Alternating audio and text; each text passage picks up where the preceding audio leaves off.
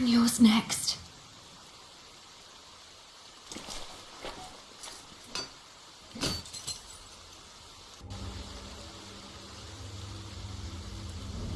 Can you stand? I'll try. Good. Then wait here. I'll find us a way to get out of here. Let's take his horse. Yes, good idea. But first we need the weapons Matthew hid for us.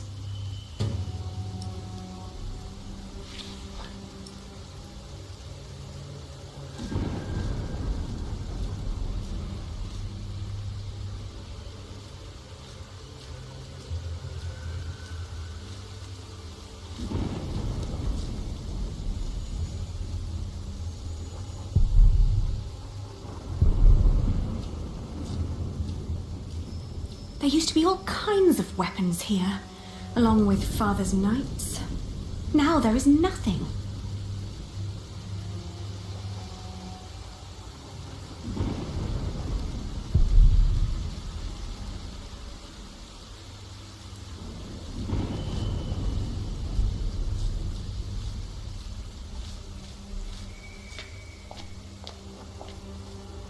I have to say, that battle was a bit short for my taste.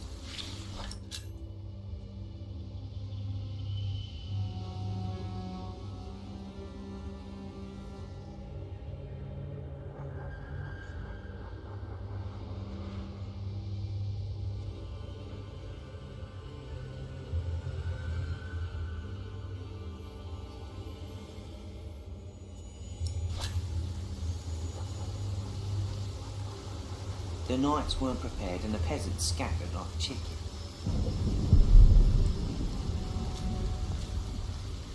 What I wouldn't do for a good kill right now.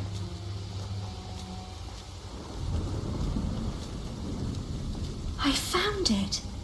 Matthew's piece of cloth. Guess you'll have to wait.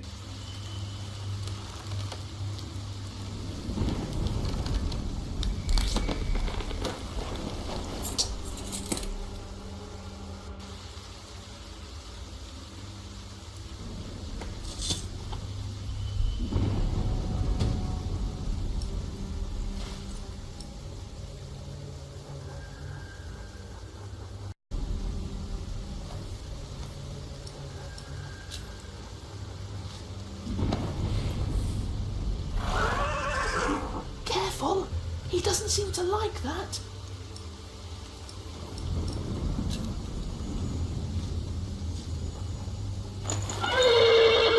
Whoa, easy.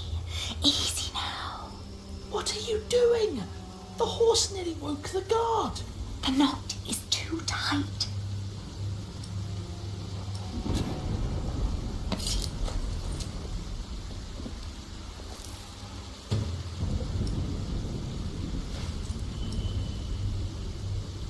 Oh, you look hungry. Want to eat?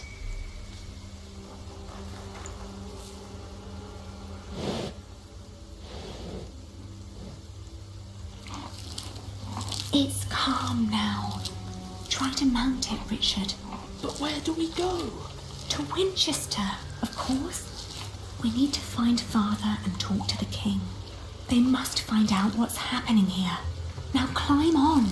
It won't eat forever.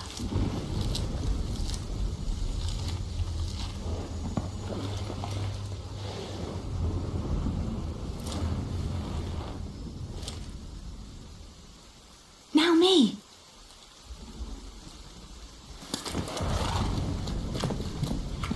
Oi! You there! Stop! Cut 'em off!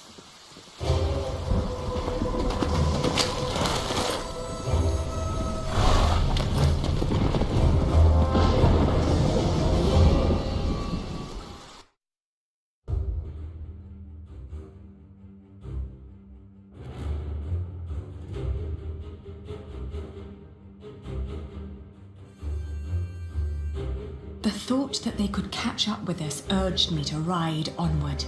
It rained relentlessly.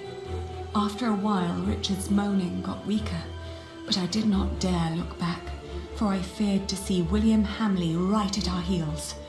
I forced the horse to go faster, hoping that my brother would not succumb to his wounds.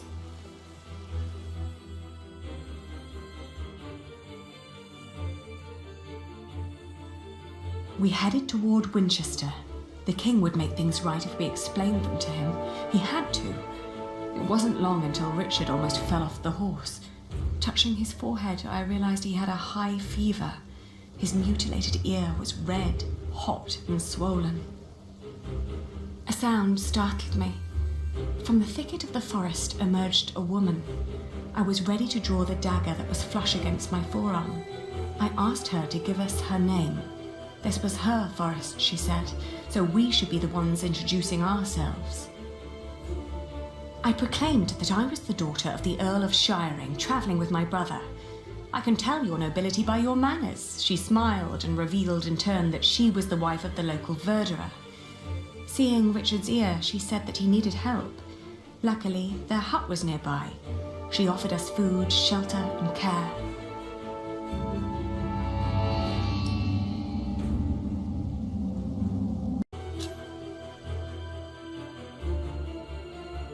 We followed her to the hut. It was further than she had led us to believe. There I helped my brother off the horse and let the woman take the horse's reins. The hut was rather barren, with few furnishings. It was almost as cold as outside, and there was no sign of her husband. Richard dropped onto one of the creaky stools. The woman lit a fire, which came alive with a crackle and gave out a warming glow.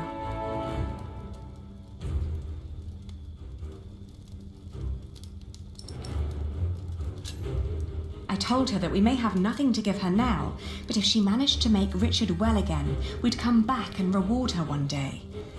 She finally turned towards us again, an odd smile on her lips. Something was strange about her expression. She nodded towards the fire. There was a sound outside, but she distracted my attention by turning to Richard. She started to explain that to close a wound, one must gently press a hot piece of metal against the flesh.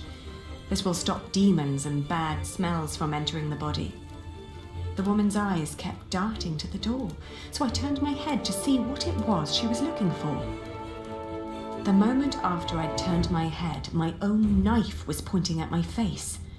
She'd noticed the dagger in my sleeve and had yanked it out before I knew what was happening.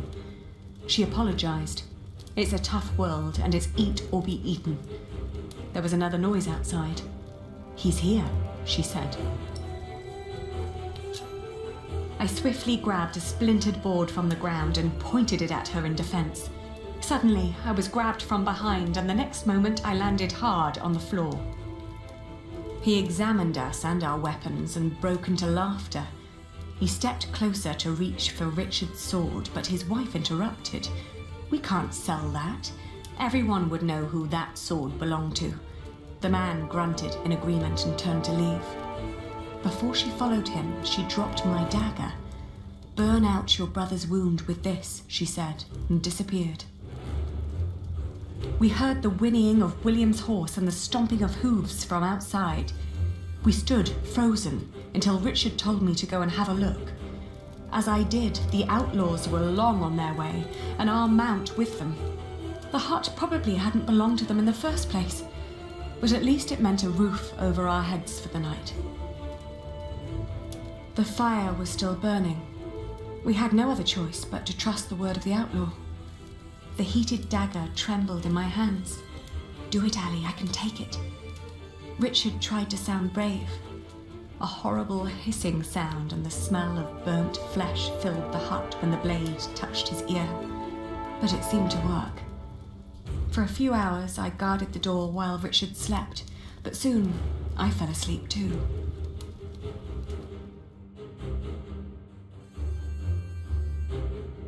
We walked for 2 more days with only brief rests in between, but we finally arrived at the city gates of Winchester.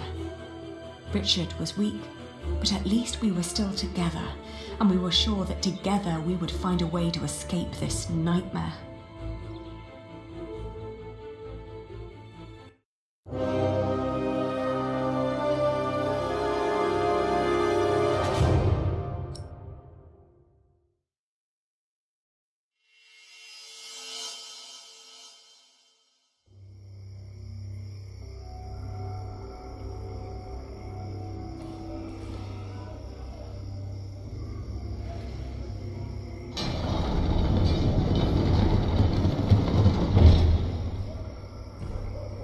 made it. They can't harm us anymore, can they?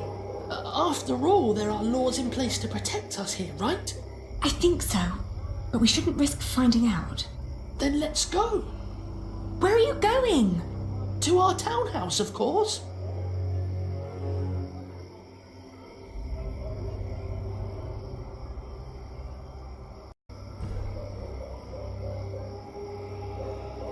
Ali, there's someone here.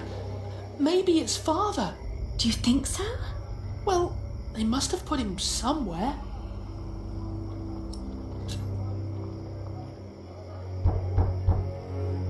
Who is it? It's Percy Hamley. Hide! What? I'm going to chop off your hand if I find you, bastard. Shut up!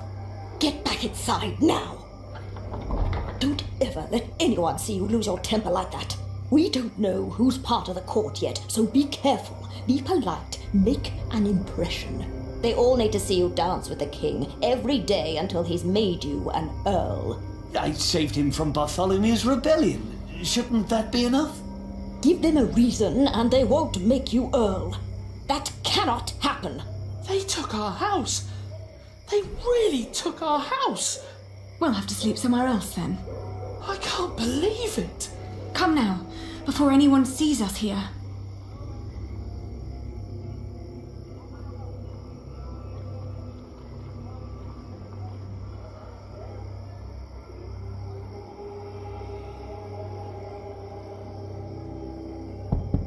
Father, may we come in? I can hear someone. Hello? We're lost and looking for shelter. They don't seem to want us here.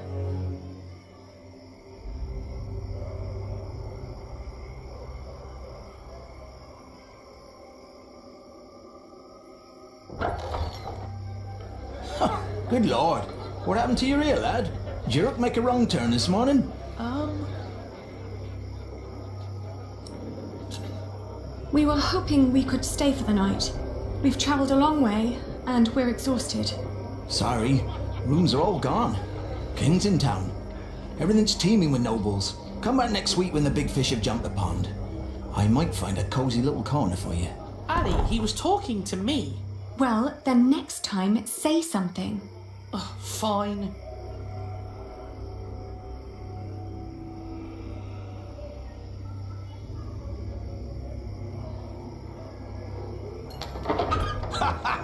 Now look at that! A cripple with a sword and his beggar girl!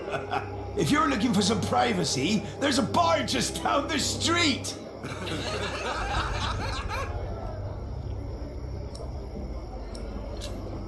We're looking for a place to rest.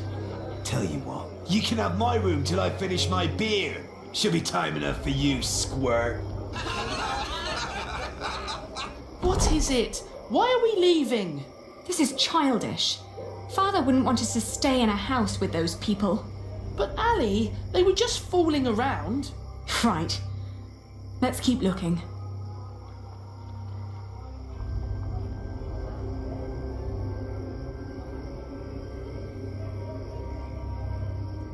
Let me. I am the son of the Earl Bartholomew of Shiring. Open up. Why should they let us in? Father's not there, Earl. Shh. Someone's coming to the door. Yes? What is it? Anything wrong? Well, there is. We are about to sleep on the street. So, please let us in. Oh, I'm sorry, but we'll be going to bed now. Good night. How dare they? They're not bound to us, Richard. We need to find somewhere else. The monks are calling for evening mass.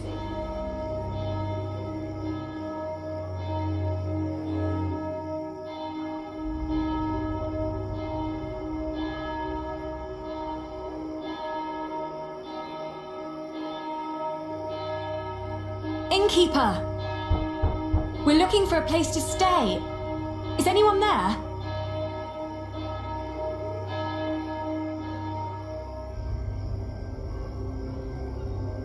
Do you want to knock? Shall I? Hello? Can you offer offer us a place of shelter for the night? Ali, don't beg. We're in need and we've got nothing to offer. What else? We could work for you. If you help us, we will assist you with your business. Now go away. Thank the Lord. I would never have worked for those lowlings. Don't say that. We will need allies to find Father, and we won't get any if we just stand around and insult people. Father would be ashamed.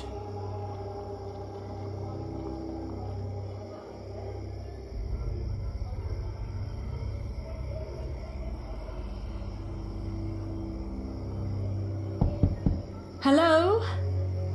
Hush! It is almost peace hour. We're just about to start Compline. Oh, my! You look exhausted. Are you two on a pilgrimage? You look like you have quite a journey behind you.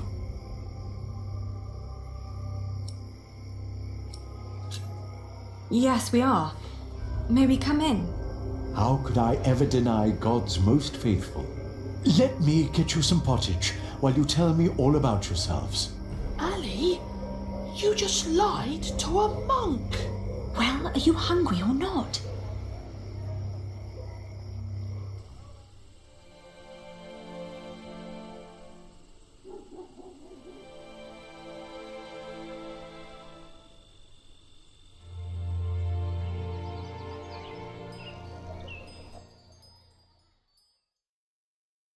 When I woke up that morning, I was alone. I hoped that Richard had risen early, maybe to go to the castle. I left to search for him right away.